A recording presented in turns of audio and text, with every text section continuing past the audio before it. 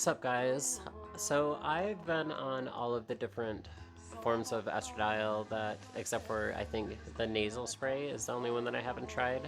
So I thought I'd talk about the differences between the pills, the patches, the gel, and the injections. My personal opinions and thoughts on the different forms, and the pros and cons of each one in my eyes.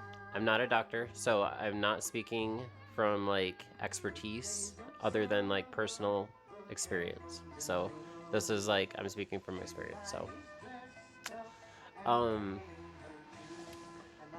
when I first started on estradiol, it was 2013.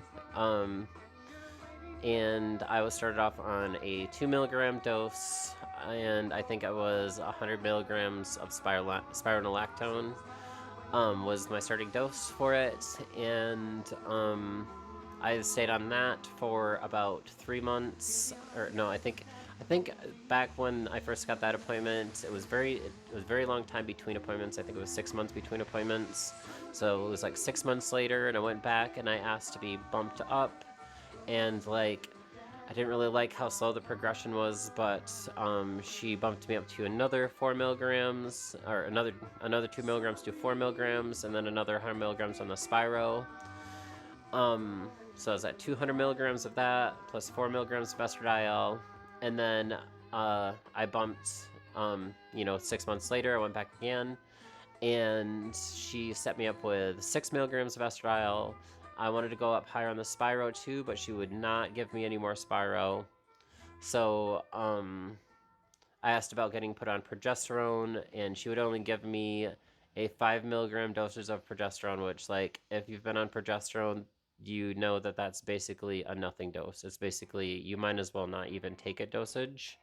So, like, I don't know. I wasn't really, like, super happy with this doctor. As far as, like, the dosages were concerned, I felt like she was a little strict. Especially, like, later I found out that you could just order the stuff off the internet if you don't mind paying out of pocket and just, like, buying it. So, anyways, that was my first experience with it. Later, I think it was maybe a year later, and I might not be remembering these times later. I might have been 3 months between appointments too. My memory is a little bit foggy. We're talking like 10 years ago now. So, anyways, I ended up going back maybe like 6 months, a year later, and I was like, hey, I feel like I've plateaued. I don't have any breast growth.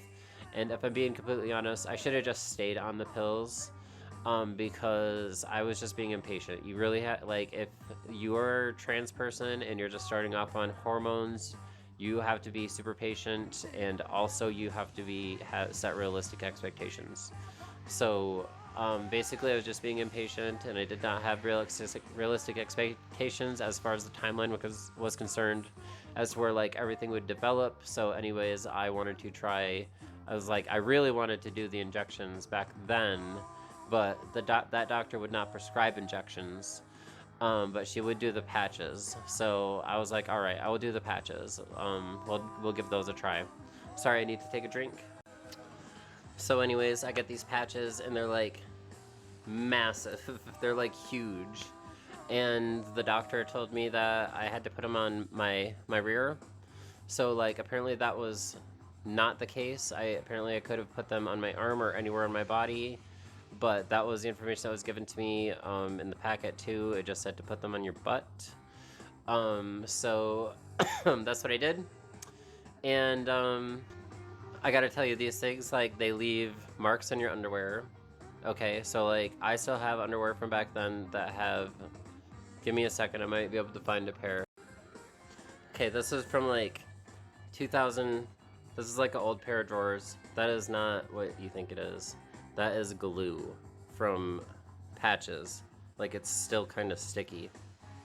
And these have been washed so many times, and it just never comes off. But I don't ever throw anything away, so. Anyways, yeah, so like they leave marks on your underwear, and they fall off when you sleep. So like if you put them on your rear anyways. So like I would wake up and it would be rolled up. sitting on my pillow next to me somehow, inexplicably, it would end up from my rear onto my pillow, rolled up into a little tube every day, so I'd have to unroll it and then put it back on. I regretted switching to the patch. And then, so like once I went back up for a follow-up appointment, I was telling her I was having these problems, and on top of that, I was having a skin reaction. So I was getting a huge rash from this huge patch that I was sticking on my butt, like, and it itched really bad. So, anyways, in order to get a smaller patch, they basically, like, in order to get the good patch, that I had to get this infection. So, because I had got this infection, they gave me the good patches, which were like tiny and transparent. So like those were a lot more easy to manage, but I still had the same problem where like they leave marks in your underwear, and they also just like come off in your sleep. They just roll up, and then they magically end up on your pillow or on the floor, you know, just anywhere but like where they're supposed to be. So anyways, that was my first experience with them, with the patch.